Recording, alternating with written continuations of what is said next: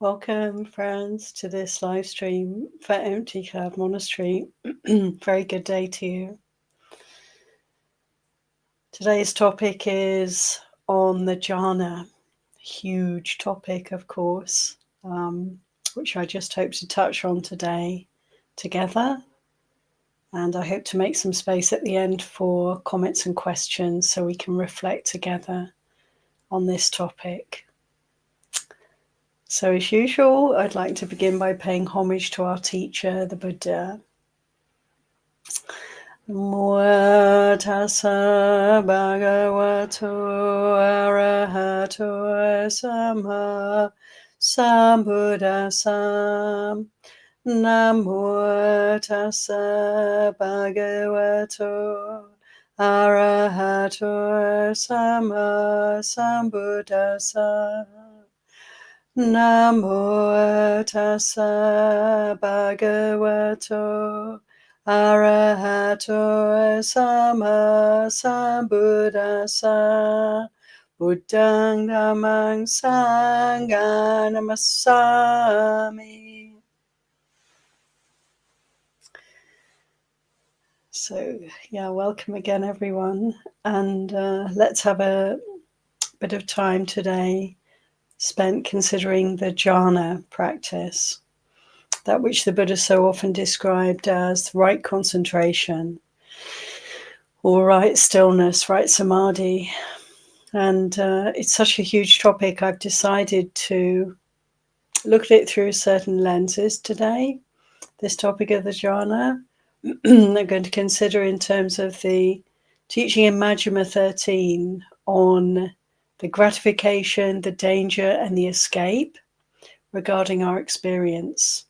So looking at the jhana in this light, I'd also like to consider how the Buddha practiced the jhana and describe the jhana themselves with the beautiful similes that we see again and again in the suttas.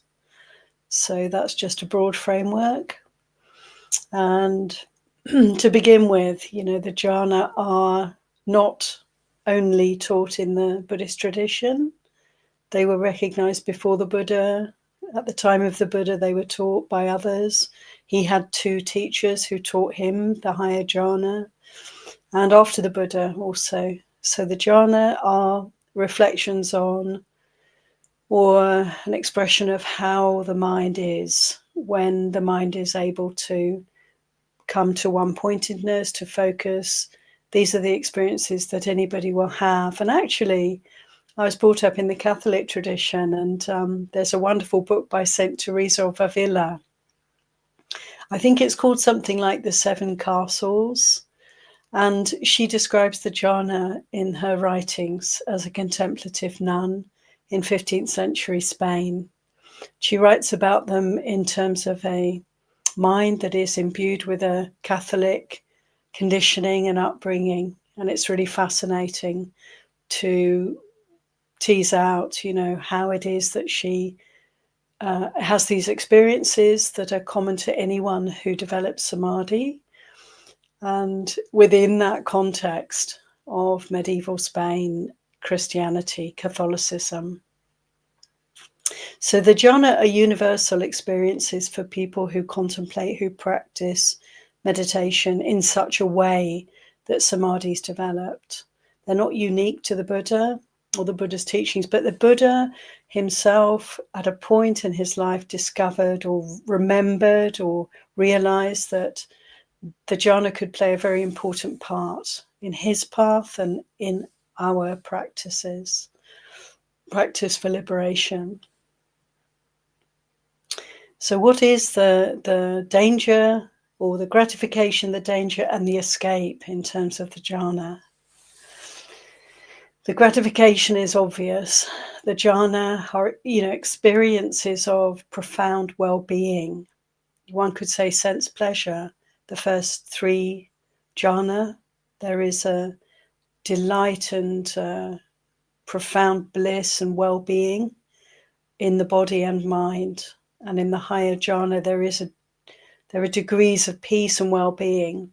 This is the best we can experience in the mundane, sense realm. These are the highest pleasures that can be experienced. So there is the gratification. Also, they can lead, if we practice the jhana assiduously, we're heading, friends, in a good direction. They lead to higher rebirth. They lead to heavenly existence.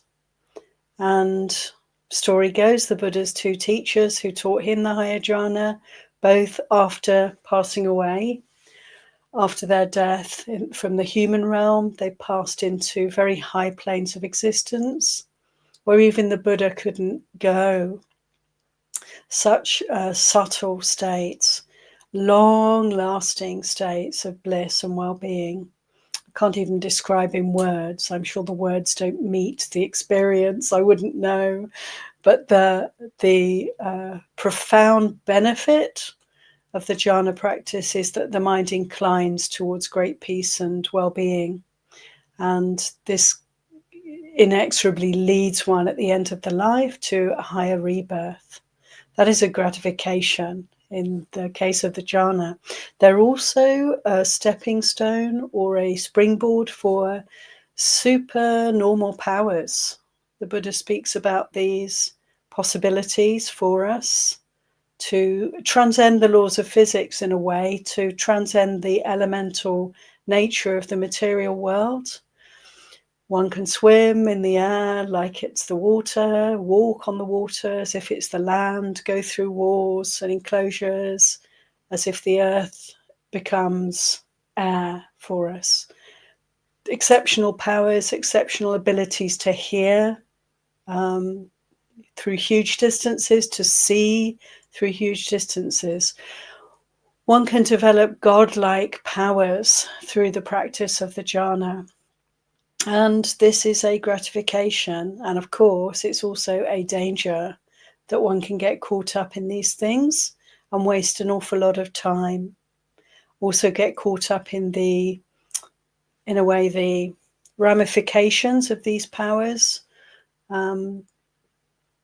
Very dangerous to go down these rabbit holes. This is a gratification and also a danger in the case of jhana practice, that we may develop psychic powers of one sort or another. These are peaceful abidings. The gratification in these is obvious. The Buddha described them as like footsteps of the Tathagata. We're following in the Buddha's way when we practice the jhana. He was a jhana practitioner. The jhana are not essential for liberation. There is the possibility of liberating the heart through wisdom without having that degree of stillness and one-pointedness. But the Buddha himself practiced the jhana, and he described this practice, particularly the first four jhana, as following in the footsteps of the thus gone of the Tathagata. The Buddha described the jhana practice as like the heartwood in the heartwood similes, suttas. We're at the heartwood when we're practicing the jhana, because these are a way that enable us to develop insight, to develop clarity. There's enough clearing of the clutter in the mind for us to see clearly. And so they're enormously helpful for us on the path of liberation, to develop wisdom, not during and in the jhana, but as a result of having experienced the jhana. We can reflect on those experiences, and great insight can come about as a result of those reflections. This is also gratification in the case of the jhana. They're praised by the Buddha. Anuruddha described the jhanas in Majjhima 31 as superhuman states, distinctions in knowledge and vision, worthy of the noble ones, comfortable abidings, attained while abiding diligent, ardent, and resolute. So they are good results of our practice if we're able to incline towards development of samadhi, this aspect of the Eightfold Path is part of the path, and we can integrate it along with the other 7 path factors in order to proceed along the path of liberation. There are some beautiful similes regarding these jhana. There's the simile in Majjhima 53 of the chicks breaking through an egg, breaking through their eggs to be born. And the Buddha describes, that as those who practice the first 4 jhana, their eggs are unspoiled. They are capable of breaking out, capable of enlightenment, capable of attaining the supreme security from bondage. So the simile of the chicks, the egg being samsara that we're enclosed by, trapped within, growing in up to a point, and then the growth is limited. Can we break through? Can we manage to have the strength, these tiny little chicks with their hard beaks, through great effort, when the time's right, when the factors are in place, when the qualities have been developed, they have the strength to be able to break through. The jhana are a great support for us to break through the shell of samsara and experience freedom. There's another beautiful simile in Majjhima 26, where the Buddha describes that all 8 jhana, those who practice the jhana, is like forest deer who sit confidently, walk confidently, lie down with confidence. Why? Because they're out of the hunter's range. One is said to have blindfolded Mara, to have become invisible to the evil one, depriving Mara's eye of its opportunity when we practice the jhana. And isn't it true, friends, when the mind is focused and still, practicing the jhana or practicing towards jhana, developing samadhi, then there is very little chance of distraction. The hindrances don't get to arise when we enter the jhana. We're free from the hindrances for as long as that immersion lasts. Mara has no way of getting in there. One is invisible to Mara. The danger, however, moving on to the danger, having spoken about the gratification in terms of the jhana, look, the danger is that they are not a way in which we can purify our hearts from those defilements. We can't be free from them. We can't root them out when we practice jhana. The defilements, the hindrances, the obscurations of the mind are simply suppressed temporarily. This is the danger. If we overdevelop our samadhi, if we're not balanced around our Eightfold Path practice and overdevelop samadhi, then we can waste a lot of time immersing in the jhana and not actually gaining insight, not actually purifying our hearts. So that is a danger. The danger being that of becoming attached to, not being willing to let go of, inclining towards the jhana, making much of them. This we have to avoid. And it's not to say that it's not good to practice the jhana or practice samadhi, develop focus, develop one-pointedness. Nothing wrong with it. It's just that we can notice in ourselves, if we have that kind of mind that can focus, that can know the stillness and peace of the jhana, then we need to be very careful to remember to balance our practice out. Remember also the danger of the jhana, that these experiences are transient. We can't stay in jhana forever. Conditions change. Even the jhana are subject to change. Therefore, they are suffering. They're still mundane. We're still on the wheel of samsara when we practice the jhana. So that is something to be very aware of and to contemplate. If one has an experience of great peace, great bliss, great stillness, great equanimity, or even the higher jhana, which I'll go into later, great experiences of great insight into the nature of reality, if one has the kind of mind that inclines in this direction, we have to be very careful to remember, constantly remind ourselves that this too is transient. This too is subject to change. We may be invisible tomorrow while the mind is immersed in jhana, but we are not invisible tomorrow when we emerge from the jhana. The work has to be done. And so the jhana can be used as a springboard for reflection. That is their role, that is their function for us, as means of clearing the gaze, clarifying, in order to direct our wisdom towards uprooting the defilements through insight, through being embodied, through being present for the experiences as they arise and pass. So these dangers of the jhana, I'd like to quote to you from the suttas. Whatever exists therein, of form, feeling, or perception, these experiences when we're in jhana or when we reflect upon jhana, there can be in the first three jhanas of feeling in the body, very pleasant, very blissful.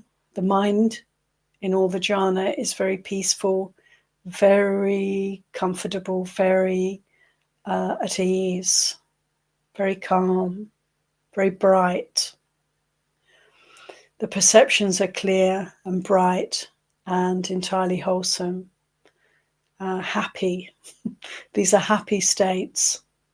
But one can reflect whatever exists therein, in the jhana, of form, of feeling, of perception, and of consciousness.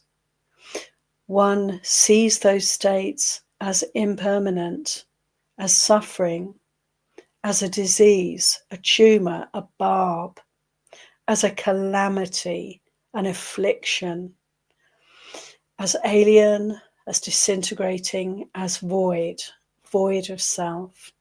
So our work, if we experience jhana, if we incline towards samadhi practice and have the opportunity to experience the stillness and peace of the jhana, then our work is to consider this too is anicca, anatta, dukkha. This too is subject to change, impersonal, and inherently suffering, a tumor, a barb, a disease. Now, one reflecting on the jhana practice presumably would not feel a direct sense of how awful, how much suffering is there.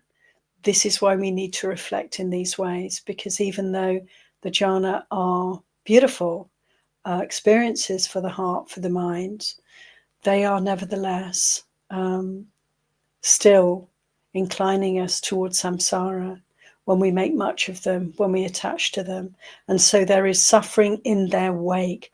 The seed of suffering is there. Why? Because these things change. These states change.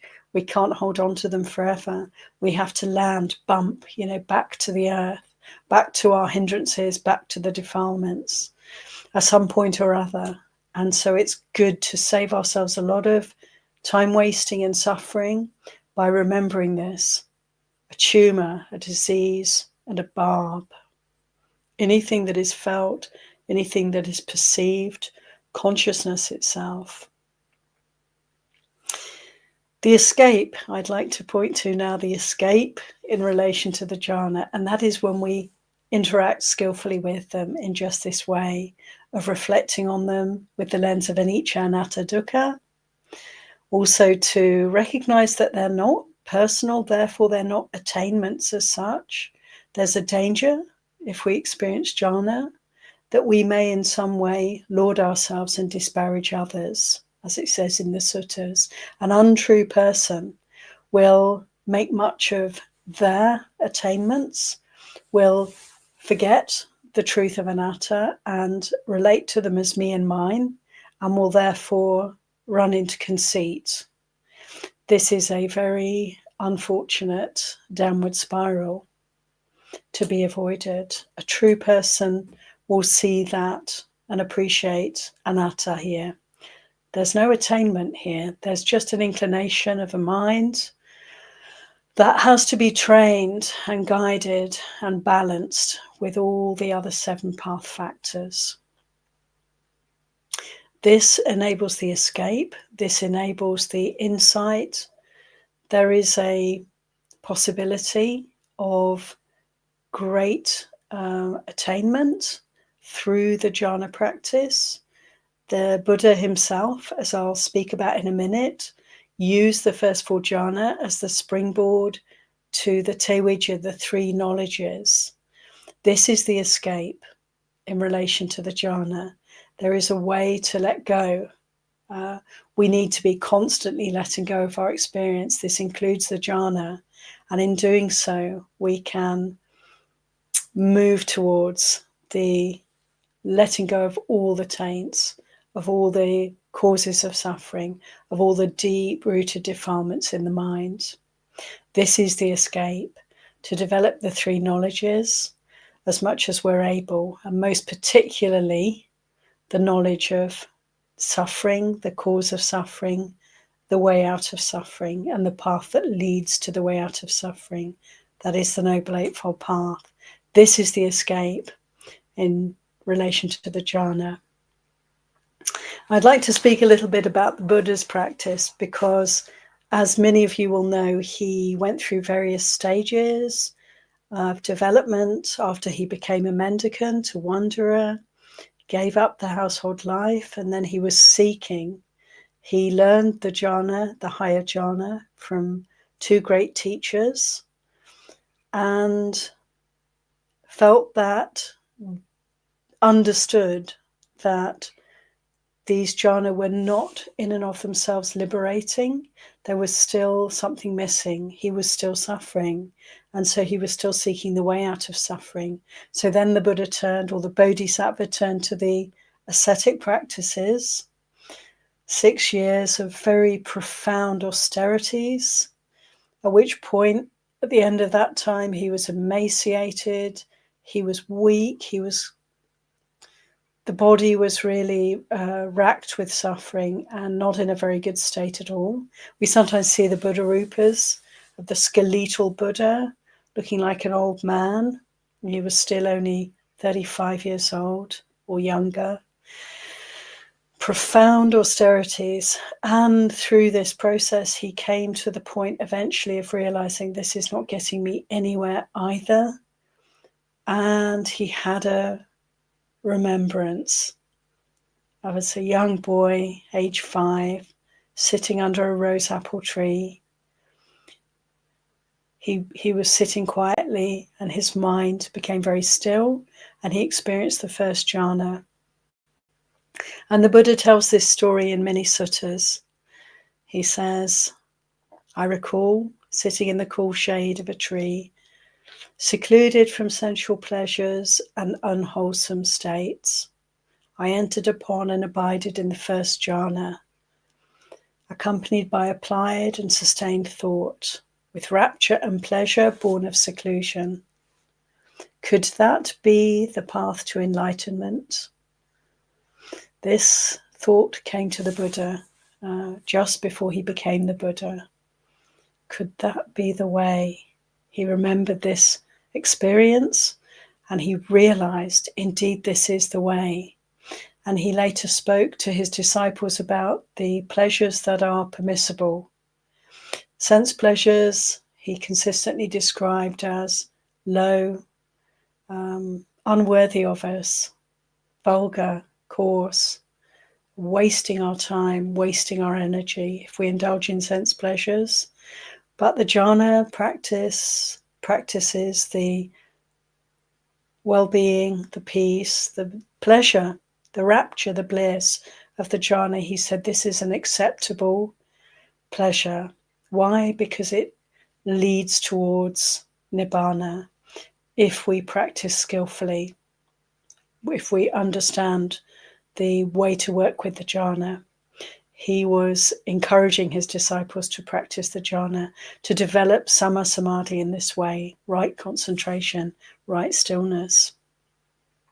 So he had this realization himself. And when he remembered this experience as a child and the value of pursuing this practice of the embodied jhana, the first to fourth jhanas, which I'll go into in a short while, describe them. When he realized the value of this practice, he built himself up again. He started to eat normally, took care of his body. His friends who were practicing asceticism with him all thought he'd gone crazy, given up, was a loser, but he separated himself off from them and took care of himself and started to meditate peacefully, enjoying, the comfort, the well-being, knowing that this was not a danger, this was a valuable way to proceed. And the night that he became the Buddha, friends, he was practicing the first to fourth jhanas. And he says, but such pleasant feeling that arose in me did not invade my mind and remain.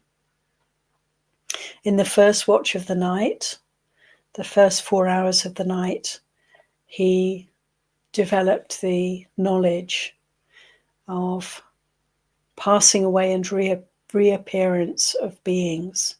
This is one of the three knowledges. It was the knowledge of his own past lives that he developed in the first watch of the night. How many times, how many lifetimes of coming and going, arising and passing had occurred, had happened before this point. In the second watch of the night, the middle of the night, he cast his gaze around and saw that all beings were in the same way, subject to relentless birth and death, beginningless and endless is samsara, the comings and goings of beings. And then in the last watch of the night, from the early hours until dawn, he developed the third of the triple knowledges, that is the insight into the defilements, the cause of suffering, desire and aversion and ignorance. And he was able to uproot the core defilements and became fully liberated. And so it was through his practice of the jhana that he was able to attain these three knowledges and become the Samma Sambuddha. So this story he told many times, how he directed his knowledge in the end to the destruction of the taints and was able to see with wisdom, this is the way leading to the end of suffering. He says, when I knew and saw thus, my mind was liberated from the taint of sensual desire, from the taint of being, and from the taint of ignorance. And when it was liberated, there came the knowledge, it is liberated. This was the third true knowledge attained by me in the last watch of the night. You can imagine, friends, the Buddha waking up to freedom, to nibbana, to the fullness of his liberation from all suffering at dawn, the full moon night of May, we're told, sitting under the Bodhi tree in Bodh Gaya. This is very inspiring to consider. He recognized ignorance was banished, true knowledge arose, darkness was banished and light arose. Just at dawn, as the sun rises, the Buddha's mind wakes up and frees itself. This is what happens in one who abides diligent, ardent, and resolute. So here we have the Buddha's own story of how he practiced the jhana, triggered by this memory of childhood. Now, there are various ways in which we can develop the jhana practice. I'm very briefly going to touch on this today. One can develop focus, samadhi, one-pointedness through various meditation practices, inevitably, almost always, there is an object. One chooses an object and focuses all the attention on that object. Classically, there are the kasina, described a little bit in the suttas, but more in the Visuddhimagga in detail, how we can work with earth element, water element, fire element, air element, or the colours, the basic colour kasinas, blue, yellow, red, and white. These kasina, to focus on perhaps a disc is a typical method, to have a disc of a certain colour, or water or earth, and to bring all one's attention to bear on that, using the eyes initially, and then after some time one can internalize the image of the object that's being focused upon and work with the eyes closed and keep hitting on, focusing on that one object. Also through Anapanasati practice, one can focus on the breath and become one-pointed in this way. For the first to fourth jhana, these are the ways in which one can develop the samadhi. Also, one can practice the Brahmaviharas, develop loving kindness, develop sympathetic joy, empathetic joy, or develop compassion, karuna. To develop these qualities and make them the focus of our attention is to enable us also to develop the first three jhana. And with equanimity, the fourth of the Brahmaviharas, developing equanimity, practicing, focusing on equanimity, this quality in the heart, we can attain up to the fourth jhana.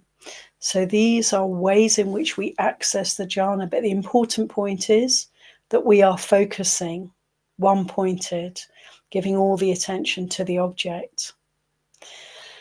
The higher jhana, fifth to the eighth jhana, the objects are the experiences themselves that one has in those jhana, which I'll touch on in a short while.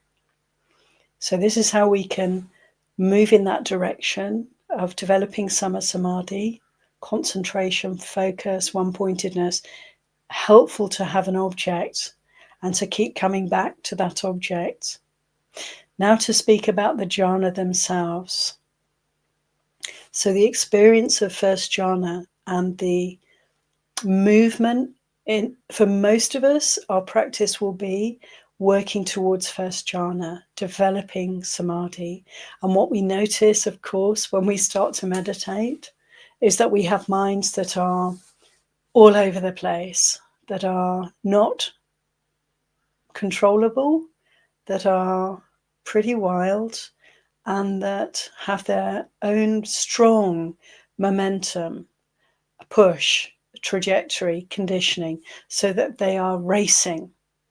And we, when we start to meditate, get to notice this, how much the mind is ruling us, dictating how we live our lives and out of our control.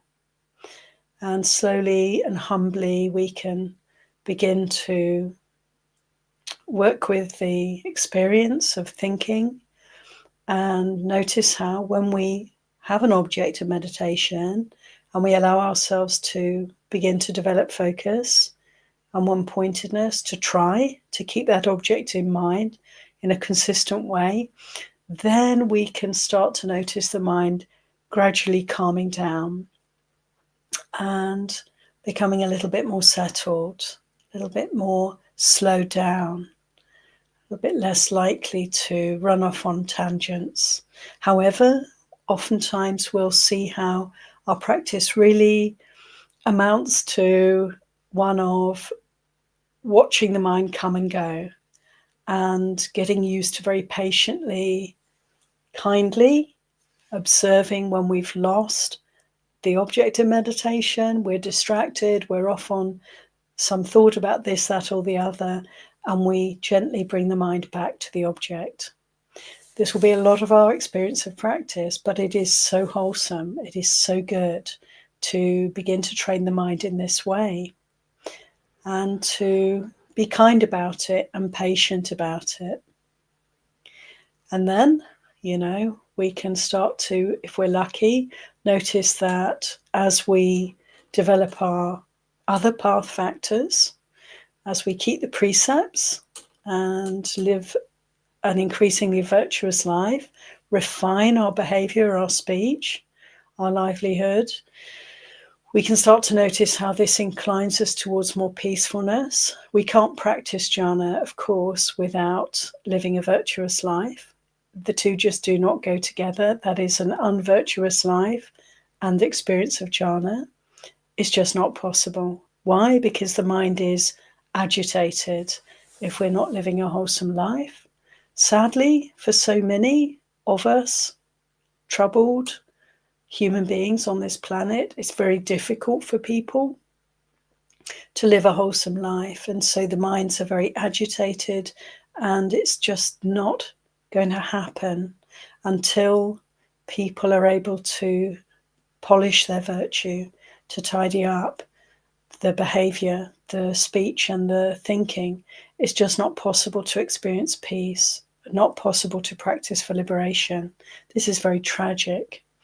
But if we are practicing and following the Eightfold Path, we can notice how the Sila aspects of the path strengthen our ability to work with this mind, to calm, to experience peace.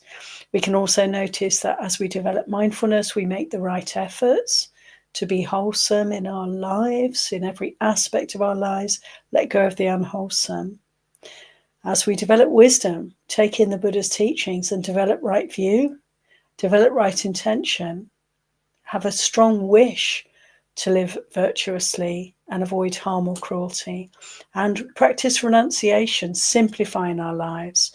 So in all these ways, as we develop all the path factors, we may have the opportunity to notice a movement towards greater peace and one-pointedness in our practice. And so we may notice that we can rest more fully in the object of our meditation. We might have moments together, even minutes together, even longer, when we're not distracted by anything at all and we're immersing in the object of our meditation. And in this way, we start to approach the first jhana. The first jhana, there is the quality of vitakka vichara. This is the mind that is circling the object. So this is what we can come to over time with our practice, is the ability to keep hitting on that object, to not be moving too far away, to not be so distracted that we forget all about the object. We can start to more subtly experience how the mind comes and goes in ever more subtle ways. And slowly but surely, it's like the image of the post tethered, the post that's well earthed, and animals tethered to this post, and how they run and scurry around until they get tired. And then eventually, they may come to rest next to the post. In the same way, the mind has this very strong tendency to run and distract, but slowly, over time, with great patience, with great determination, with great kindness, we can start to notice that the mind comes closer and closer to the object, so that it's no longer distracting wildly, but rather it's hitting on the object, moving away, moving back in ever smaller, if you like, circles, so that eventually there's a possibility that the mind can merge with that object, can completely immerse in that object, and can stay steadily present for that object. And when this can happen, there's a possibility for us to enter the jhana. I'd like to describe to you the simile the Buddha gives for the first jhana. He says it's like a bathing attendant, or a bathing, a bath person who runs a public bath. Back in the time of the Buddha, they had such facilities. such a person with a sponge. So this is their job, this is their skill. And they get the sponge and they put soap onto the sponge, just the right amount, and squeezing the sponge, adding a bit of water, they are able to permeate the entire sponge with the soapy water. So there's not one tiny part of the sponge that is not imbued with this soapy water. This is the perfect sponge for the bathing. In the same way the Buddha said, in the first jhana, there is this experience as the mind becomes more one-pointed, more settled gradually, when the entire mind and body begin to feel as though permeated, filled, and steeped with pleasure, with well-being, with peacefulness. So in this same way, the Buddha also describes the first jhana in this way. One saturates, permeates, fills, and suffuses this very body with the rapture and happiness produced by seclusion, viveka. There is nowhere in the entire body that is not suffused with the rapture and happiness produced by seclusion. When the Buddha speaks about seclusion here, he's talking about, yes, being in a quiet place, most likely on one's own, not essentially. The essential seclusion is the seclusion from the hindrances. So when one is able to develop one-pointedness to the degree that it is steady and the mind is circling the object very closely, if not resting in the object, then there's this possibility for the letting go of all the hindrances. Or rather, the hindrances have no way of impinging upon that mind at that time. The hindrances are suppressed. They are relegated to the background. They don't get a look in when we're practicing the jhana. And so there is this happiness, this rapture that can be experienced when the hindrances are no longer playing out for us. There is peace, and it's not just for a moment, but it's in a more sustained fashion as we practice the jhana. This is the first jhana, a little bit described for us. Of course, this belongs to the perturbable. This is not really so peaceful as the second jhana and the further jhana. Each jhana leads to the next, and the way in which we can move towards greater peace and well-being is to recognize this, that even though there's great peace and stillness in the first jhana, there is still this energy of a mind that is present, circling the object. There's some separation there. There's some effort involved. There is an agitation, a subtle agitation in this. As the mind becomes more one-pointed, it rests and immerses more fully in the object, and it's possible to experience the second jhana. This description here of the second jhana from the suttas I'd like to read to you. With the abatement of thought and evaluation, that is the circling mind. That is the mind that is still subtly separate from the object.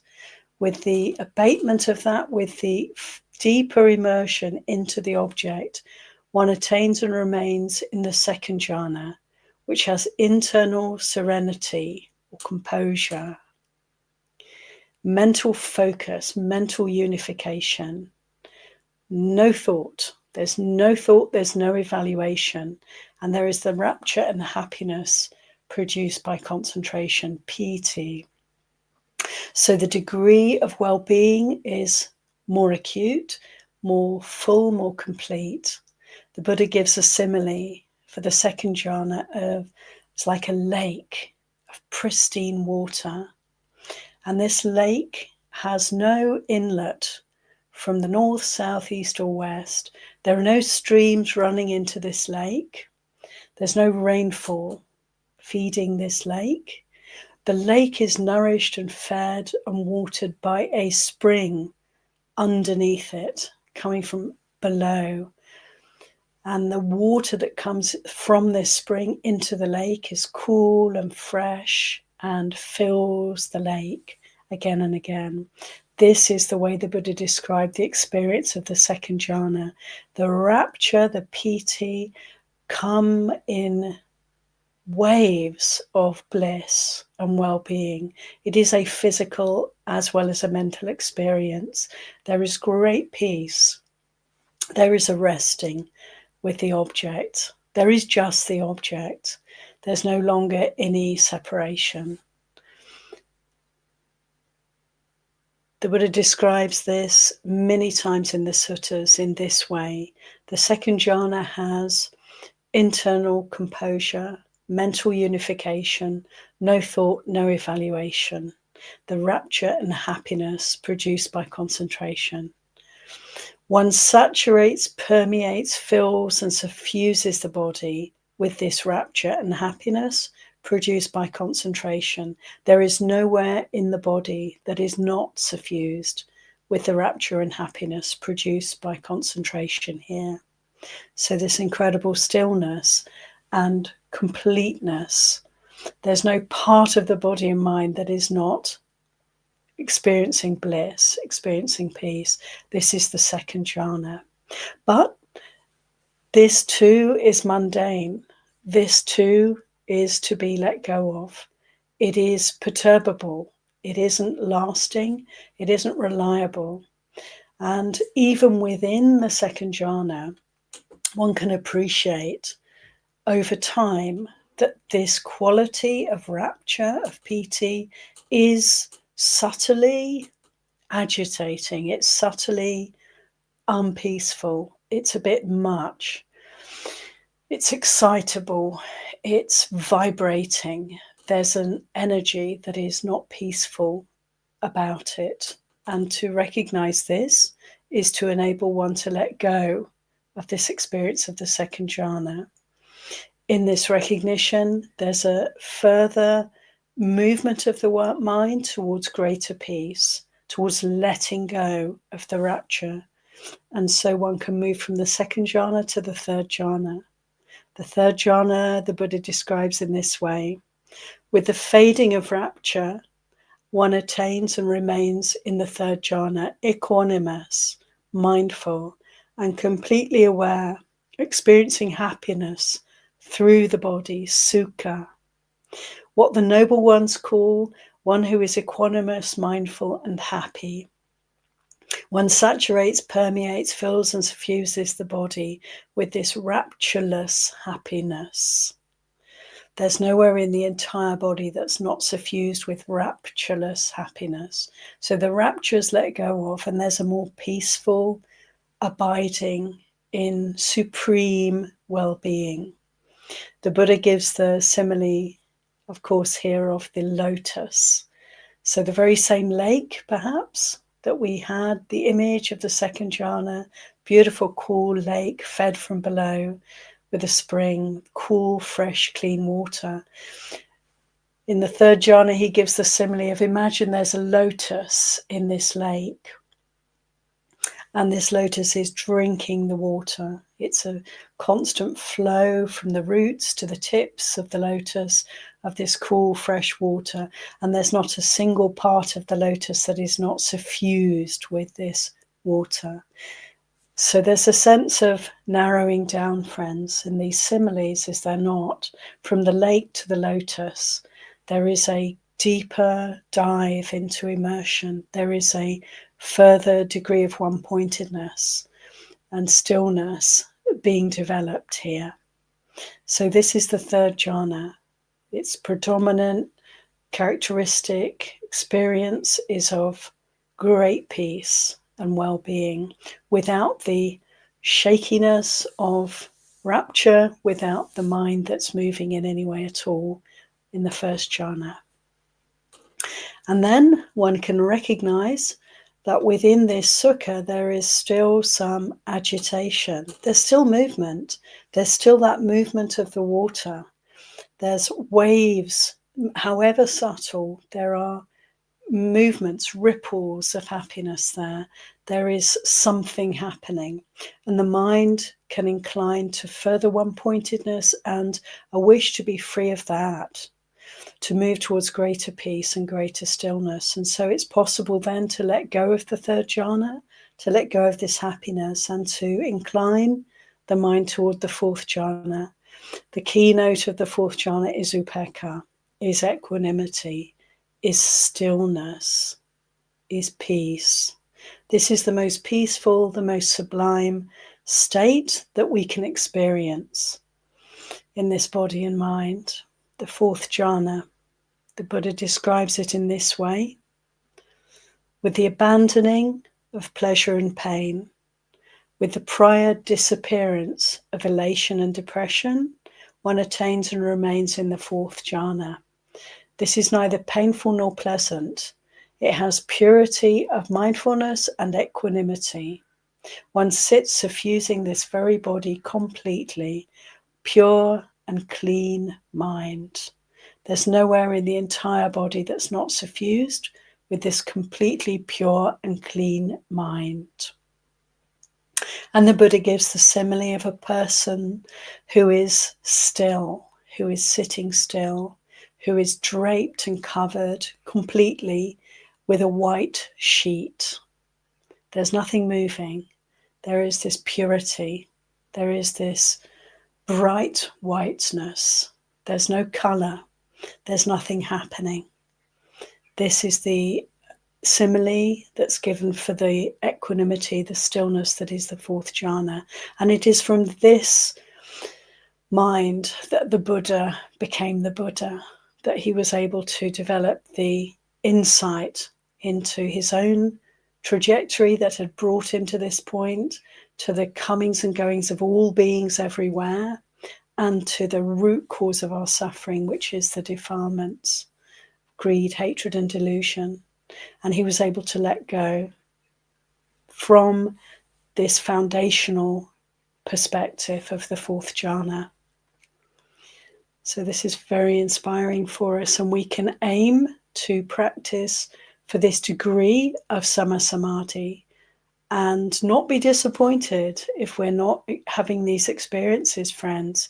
Rather, to recognize that these possibilities are there for us, that Samadhi is to be developed, and that it is something to give energy and importance to develop one-pointedness of mind, to choose an object and to focus the mind on that object and make that a daily practice for ourselves, because we will surely incline towards development of Samadhi in this way, also remembering all the other path factors and bringing them in, developing them to strengthen our Samadhi. Just to touch on the other jhana, there are four more: the peaceful and immaterial attainments. Now, the first to third jhanas are perturbable. There is movement, there is energy moving when we experience these jhana.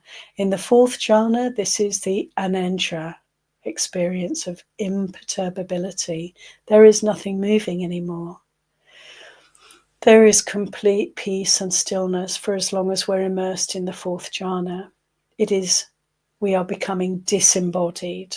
There is no longer pleasure or pain. There's nothing felt.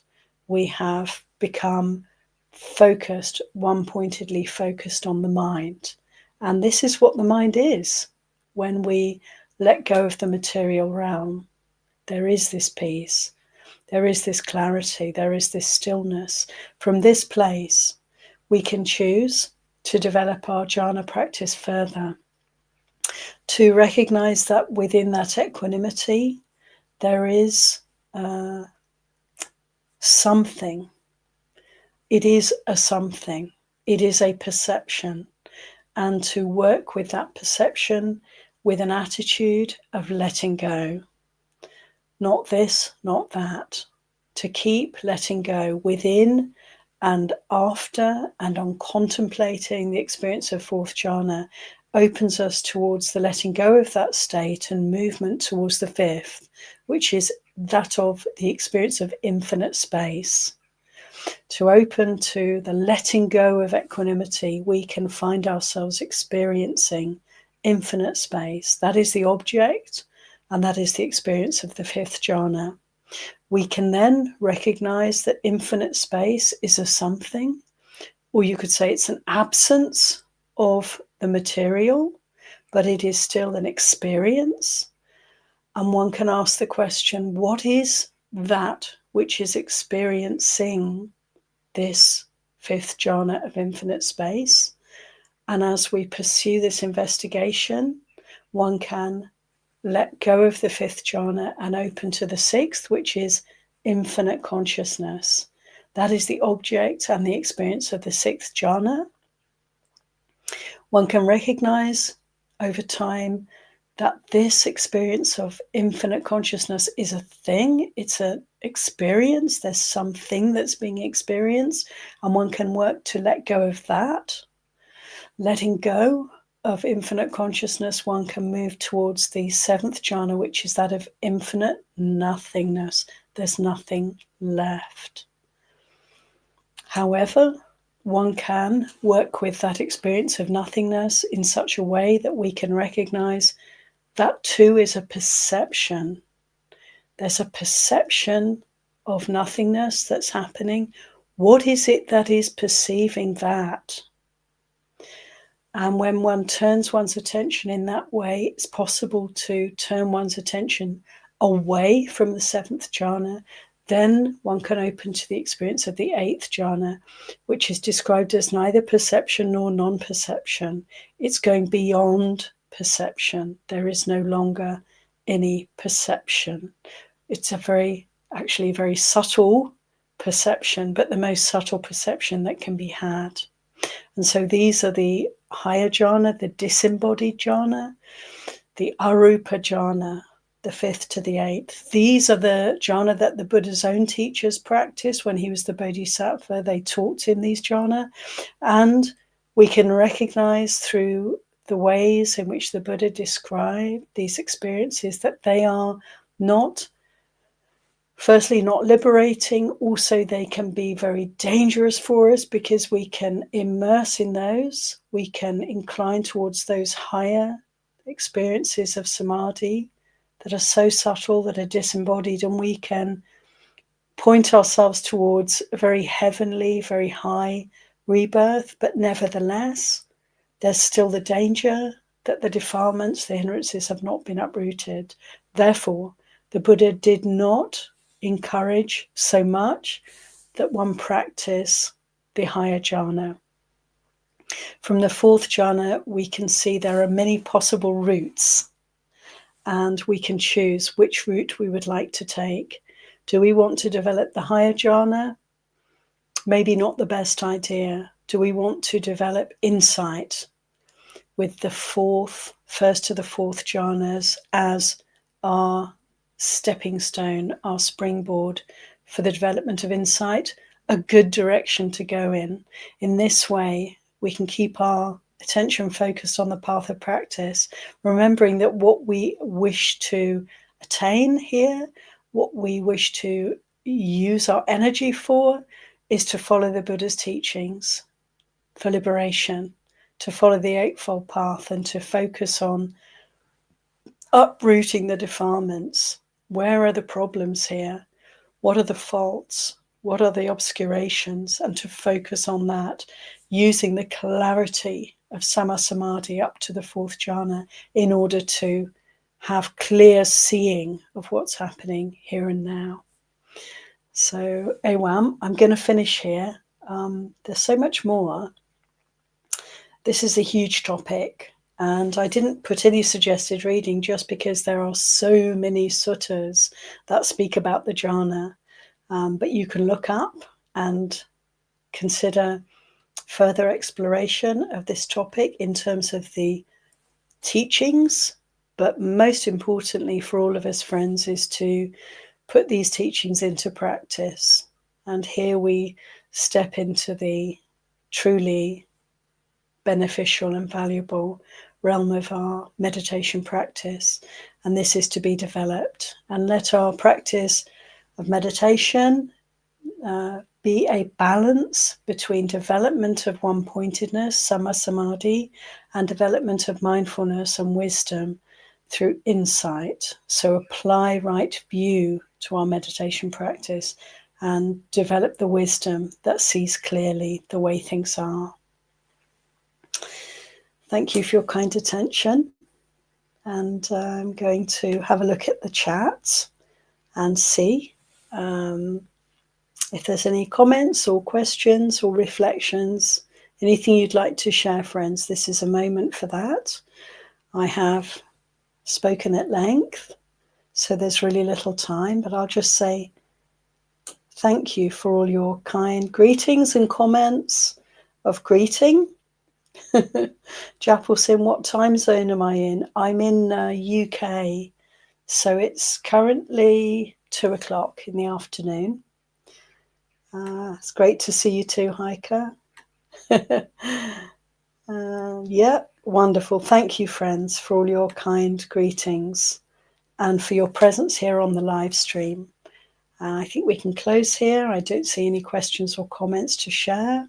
I want to wish you all the blessings for your practice. Let's conclude with 3 heartfelt sadhus to our teacher, for our teacher, remembering our teacher, the Buddha. Sadhu, sadhu, sadhu, anuma.